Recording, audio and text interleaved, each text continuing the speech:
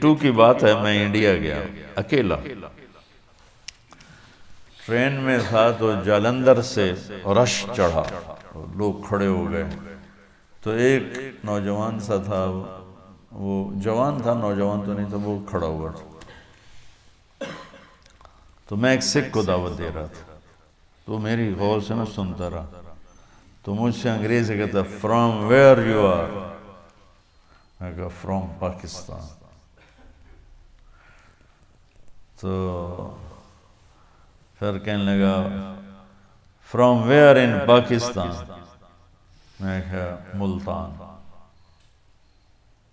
From where ان ملتان، میں کہا why are you asking, کیوں پوچھ رہے ہو؟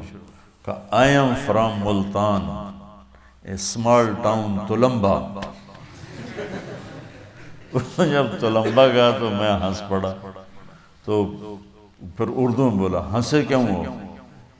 میں نے کہا آئی ایم فرام تلمبا۔ کہنے لگا آپ اپنی بولی بولیے۔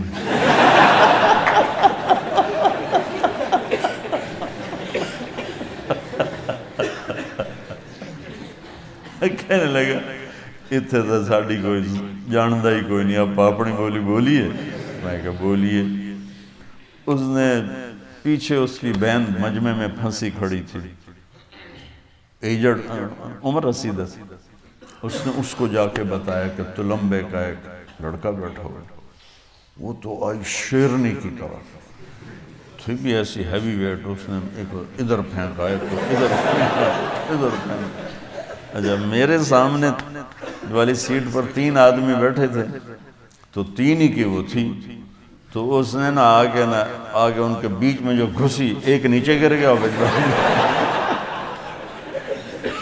مجھے کہتی پترا تو تلمبیدا ہے؟ میں کہا جی ماسی جی میں تلمبیدا، میں ٹھر پاؤں۔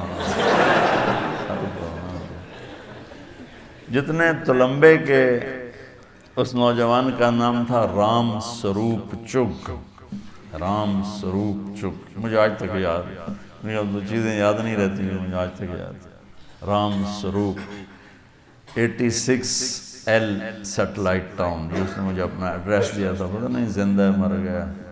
لیکن تلمبے کے ہندو سونی پت شفٹ ہوئے، اس سونی پت کے مسلمان وہاں تگا ایک قوم تھی بڑی، وہ تلمبا شفٹ ہوئے، کچھ اس میں راجپوت فیملیز بھی ہیں، کوئی یہ تگا فیملی بھی۔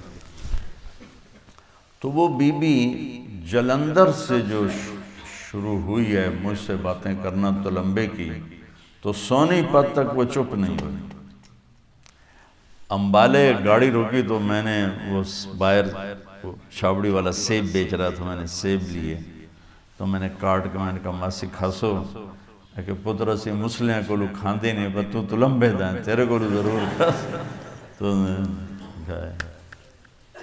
وہ بڑی مالدار فیملی تھی، انہوں نے مجھے جو حویلی بتائی وہ تلمبے کی ایک اینٹیک حویلیوں میں تھی، تو کہنے لگی میرے باپو حویلی پوری کی تھی تو دو ملک بن گیا، تو سانو اے چھوٹا جا ہے اس لئے رام سروپ جمعے آیا یہ حالی 6 مہینے دائی، انہوں لیتے سے نکلے ہیں، تو ہر شاہ چھڑتے آگئے۔